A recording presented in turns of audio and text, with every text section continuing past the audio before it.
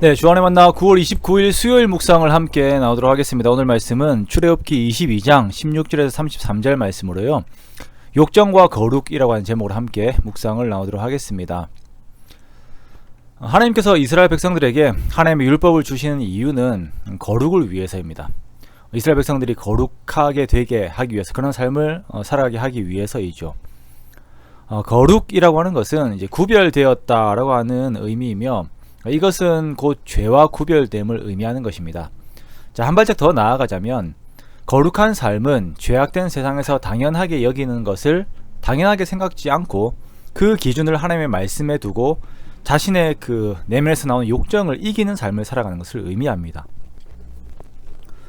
그러므로 거룩은 항상 명확한 기준이 있으며, 그리고 또한 그 기준을 이루려고 하는 마음의 의지가 함께 포함됩니다. 사람들은 자신의 마음에서 나오는 스스로의 방법이 나를 유익되게 하고 또 다른 사람들과의 관계들 역시 유익된 방향으로 삶을 이끌 수 있다고 생각들을 합니다.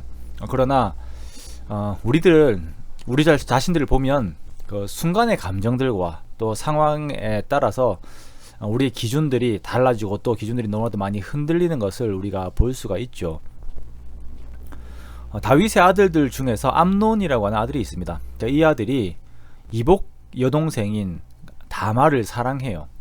그래서 마음에 애를 태우고 있는데, 그의 친구 중에서 간교한 그 요나답이라고 하는 사람이 있는데, 이 사람이 계략을 써서 강제로 이 여인을 취할 방법을 말해줍니다. 꾀병을 부려가지고 간호하게 오게 만들어서 막 이렇게 그래요. 그래서 암논은 그 간호하러 온 여동생 다말을 이렇게 범하게 됩니다.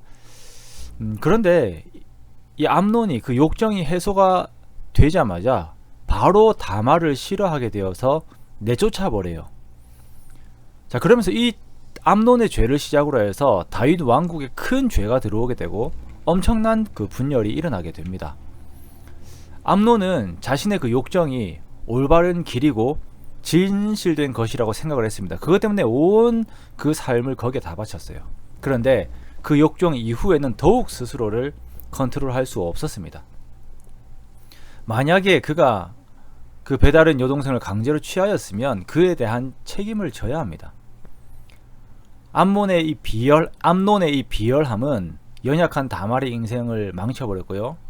그의 오빠인 압살롬의 인생을 망쳐버렸고, 다윗 가정에 모든 큰 풍파가 오게 만들어버렸어요. 하나님께서는 오늘 율법을 통해서 만약 남자가 처녀를 좋아해서 꾀어 동침하면 납폐금을 주고 아내를 삼으라고 합니다.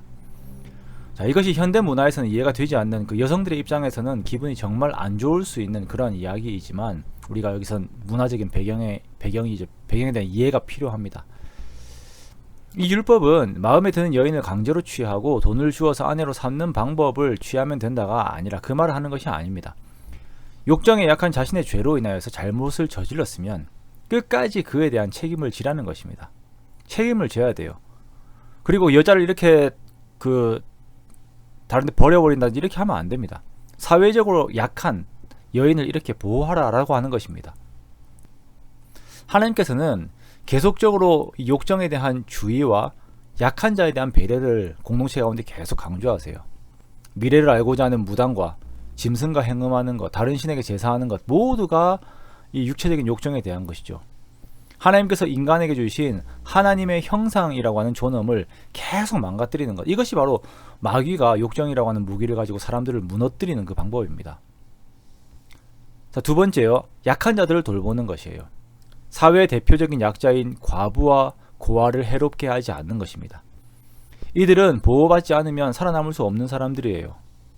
그래서 하나님께서는 이들을 해롭게 하면 하나님께서 노를 맹렬하게 보이시겠다라고 말씀을 하십니다. 칼로 죽일 것이다. 너희의 아내는 과부가 되고 너희의 자녀들도 똑같이 고아가 될 것이다. 가난한 자에게도 마찬가지입니다. 사회적인 약자인 이들을 우리는 존중해야 합니다. 오늘날에도 우리 사회의 악함들을 너무나도 많이 보죠. 자신들의 욕정과 이익을 위해서 사회적 약자들을 이용하면서 그러한 체계를 정당화하려고 합니다.